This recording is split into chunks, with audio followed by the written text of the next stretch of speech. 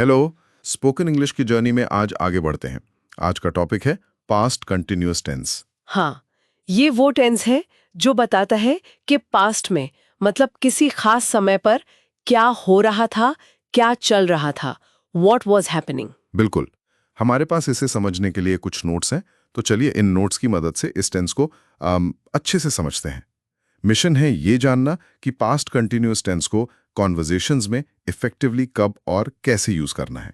हाँ, और ये फ्लुएंसी के लिए काफी इंपॉर्टेंट है, स्पेशली जब हम पास्ट की स्टोरीज या इंसिडेंट्स नैरेट कर रहे होते हैं। इन नोट्स में सिंपल पास्ट और पास्ट कंटिन्यूअस का डिफरेंस भी हाईलाइट किया गया है। हम उस पर भी बात करेंगे, इंपॉर्टेंट है वो। Okay, so let's get straight to it. Past continuous का मतलब क्या है? बेसिकली पास्ट में कोई एक्शन जो जारी था, चल रहा था, it was in progress at that time. जैसे हिंदी में हम कहते हैं मैं पढ़ रहा था, वो खेल रहे थे। हाँ, वो रहा था, रही थी, रहे थे, इसकी की पहचान है। एग्जैक्टली फोकस उस मोमेंट पर है जब एक्शन चल रहा था, खत्म नहीं हुआ था। For example, at 7 PM yesterday I was watching the news. मतलब 7 बजे न्यूज देखने का काम प्रोसेस में था। राइट। अच्छा, अब देखते हैं सेंटेंस बनाते कैसे हैं। स्ट्रक्चर नोट्स के हिसाब से तो काफी सिंपल है।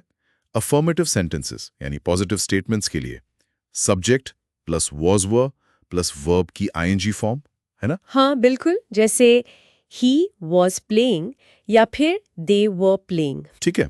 और नेगेटिव सेंटेंसेस के लिए बस वॉज वर के बाद नॉट लगाना है। Exactly. Subject plus was were plus not plus verb ING. बहुत स्ट्रेट फॉरवर्ड है। जैसे शी वॉज नॉट कुकिंग या we were not studying. Perfect. और इंटरोगेटिव सेंटेंसेस मतलब क्वेश्चंस, इसमें दो तरह के हैं, राइट। यस नो वाले और WH वाले। हाँ, येस नो क्वेश्चंस में हेल्पिंग वर्ब यानी वॉज या वर वो सब्जेक्ट से पहले आ जाता है। अच्छा, was were plus subject plus verbing, जैसे वॉज ही स्लीपिंग या वर दे डांसिंग। करेक्ट। और WH क्वेश्चंस में उसमें WH वर्ड जैसे व्हाट, व्हाई, वेयर सबसे पहले, फिर हेल्पिंग वर्ब, फिर सब्जेक्ट और फिर वर्बिंग। हाँ, जैसे व्हाट वर यू डूइंग या व्हाई वाज शी क्राइंग। यहाँ एक कॉमन कंफ्यूजन पॉइंट है जो नोट्स में भी मेंशन किया है, वो है हेल्पिंग वर्ब्स का करेक्ट यूज। हाँ, वो वॉज और वर वाला। एग्जैक्टली। वॉज इस्तेमाल होता है आई, ही, शी, इट और सिंगुलर नाउन्स के साथ। ओके। और वर यूज होता है यू, वी, दे और प्लूरल नाउन्स के साथ। इसे याद रखना प्रैक्टिस के लिए जरूरी है, वरना गड़बड़ हो जाती है। राइट, ये पॉइंट इंपॉर्टेंट है। ओके, अब आते हैं इसके यूसेज पर। मतलब इसे यूज कहाँ कहाँ करना है। हाँ नोट्स में 3 मेन सिचुएशंस बताई हैं। हाँ। फर्स्ट, पास्ट में किसी स्पेसिफिक टाइम पर जो एक्शन चल रहा था उसे बताने के लिए। जैसे at 5 PM I was driving home, मतलब ठीक 5 बजे ड्राइविंग का प्रोसेस जारी था। Okay, got it, specific time. Second use जो स्टोरी टेलिंग में बहुत काम आता है, जब पास्ट में 2 एक्शंस हुए, एक लॉन्ग एक्शन चल रहा था, उसके लिए पास्ट कंटिन्यूअस। हाँ, और उसे एक शॉर्ट एक्शन ने इंटरप्ट किया, उसके लिए सिंपल पास्ट। एग्जैक्टली। नोट्स का एग्जाम्पल है, आई was watching TV when the phone wrong. TV देखना लॉन्ग एक्शन था, फोन बजना शॉर्ट इंटरप्शन। ये बहुत कॉमन यूजेज है। बिल्कुल।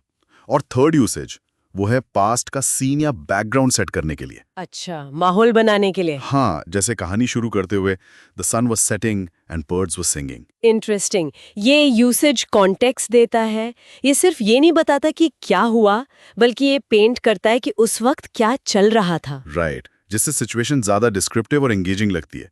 नोट्स भी यही कहते हैं कि इससे नरेशन में डेप्थ आती है। बिल्कुल सही। अच्छा, इन नोट्स में प्रैक्टिस के लिए कुछ सेंटेंसेस भी दिए गए हैं, बेसिक वाले। हाँ, जैसे वो स्कूल जा रहा था का translation, he was going to school, और वो फिल्म देख रहे थे मतलब they were watching a movie. ये बेसिक एग्जाम्पल्स कॉन्सेप्ट समझने में हेल्प करते हैं। हाँ, और एक fill in the blanks activity का भी जिक्र है, वो भी अच्छी है प्रैक्टिस के लिए। जैसे ही रीड अ न्यूज़पेपर, तो आंसर होगा he was reading a newspaper. इस तरह की प्रैक्टिस स्ट्रक्चर को रीइंफोर्स करती है। सही बात है, प्रैक्टिस तो जरूरी है। तो इन सब का मतलब क्या हुआ? बेसिकली पास्ट कंटिन्यूअस टेंस आपकी इंग्लिश कॉन्वर्सेशन को ज्यादा डिटेल्ड और इंटरेस्टिंग बना सकता है। हाँ, ये सिर्फ ग्रामर रूल नहीं है, बल्कि पास्ट को विविडली एक्सप्रेस करने का एक टूल है। बिल्कुल सही कहा। ये समझना कि कोई एक्शन पास्ट में कब ऑनगोइंग था, कम्युनिकेशन में क्लैरिटी और रिचनेस लाता है। अगर हम इसे बड़ी तस्वीर से जोड़कर देखें तो इस जैसे टेंसेस को मास्टर करना फ्लुएंट और एक्सप्रेसिव इंग्लिश की तरफ एक इम्पॉर्टेंट कदम है। डेफिनेटली। तो सभी सीखने वालों के लिए एक फाइनल थॉट, जरा सोचिए अपनी पिछली वेकेशन के बारे में बताते हुए। हाँ, पास्ट कंटिन्यूअस टेंस का इस्तेमाल करके उसे और मेमोरेबल कैसे बनाया जा सकता है? कौन सी बैकग्राउंड डिटेल्स जैसे नज़ारे, आवाज़ें, एहसास आप ऐड कर सकते हैं जो मेन घटना के वक्त चल रहे थे? अच्छा पॉइंट है। इस पर ज़रूर सोचिएगा। इससे आपकी स्टोरी टेलिंग स्किल्स इंप्रूव होंगी।